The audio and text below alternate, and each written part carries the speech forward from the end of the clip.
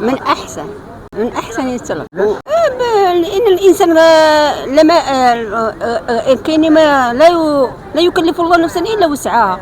ماشي إنسان يبيع مسائل وحوايج وداكشي باش يمشي يشري الأضحية. لأن كي قلت لك الرسول صلى الله عليه وسلم قال لك ولا يكلف الله نفسا إلا وسعها. لأن ثانيا ماشي فرض، هي سنة مؤكدة، ماشي فرض عليك باش تشري الأضحية.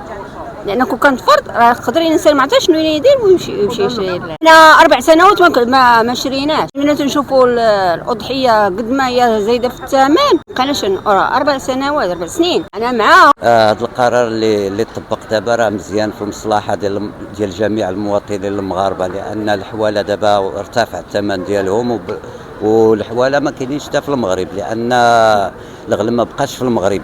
فين طرعامات ما بقاش، كلشي دار الفارم ديالو، كلشي سد الناس اللي كانوا كترعى الغلم في الغابات وفي هذه ما بقاش داكشي، ولا كلشي نقص. الناس لاجئوا دابا الكواره كيديروا كوري، الا كيشري الربيع اللي عنده ما يكفيهش الغلم كتاكل بزاف، فهمتي. كيتلاجئوا عاوتاني العلف كيتباع لهم بواحد الثمن غالي عليهم، ما كيكمل حوالي واحد 6 شهور يعني كيخسر، كيستهلك داك مول الماشيه ديالو واحد العدد ديال الفلوس. ملي كيبغي يبيع بواحد 80,000 100,000 120,000 ريال. ثمن طور في الثمانينات الطور كان كيتباع ب 140,000 ريال، دابا ولا حوالي ب 120 140. راه بزاف على المواطن. وبالنسبه للمواطنين دابا ما قدوش يشريو الحواله. كاين اللي ما في استطاعتهمش مساكن. كاين اللي انسان دابا حاليا اللي خدام مسكين ب 50 درهم في النهار، كيشوف راه ساكتين الناس وما كيبغيش يبينوا داكشي باش خدامين. كاين اللي خدام بقل من ثمن، كاين اللي مسكين ما كيصور حتى 30 درهم في المغرب هنا حاليا، كاين اللي عنده كيصور حتى 4 المليون في الشهر. واحد واش غتدي على هذا وعلى هذا؟ يعني خص المجتمع كامل يدير يد وحده. يعني علاش يتفقوا على واحد الحاجه؟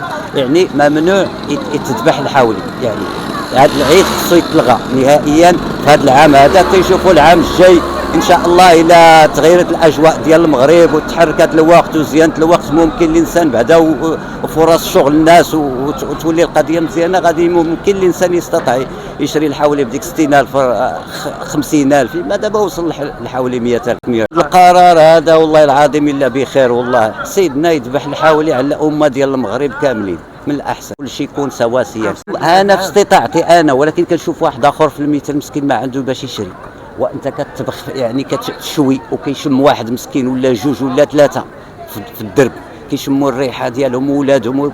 انت باش غادي تحس غيدوز لك؟ راه ما يمكنش يدوز لك، لان من الاحسن نكون بحالي بحالهم، ما نذبحش. واخا عندي ما غنشريش نهائيا.